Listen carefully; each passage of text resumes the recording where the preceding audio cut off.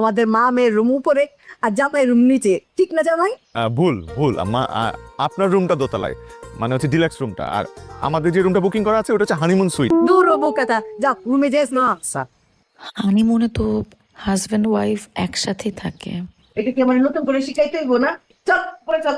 Sir একটা কথা জিজ্ঞাসা করতে পারি? বলেন, ওনার মাথায় কি সমস্যা? কার মাথায়? আপনার মাদার ইন ল। ওনাকে অ্যালাউ করতে হয় না, উনি অ্যালাউ হয়ে যায়।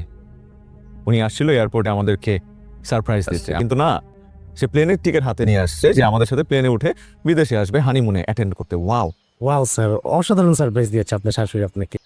আরেকটা কথা স্যার, কি? ভাবি তো অন্য রুমে চলে গেছে আর আপনার তো হানিমুনে এসেছেন, হ্যাঁ, সো আপনার হানিমুনটা তো করতে হবে। যদি কিছু লাগে just call me, it's Bimal Das. কি লাগবে? Extra service. এক্সট্রা সার্ভিস মানে? চুপ মারতেছেন কেন?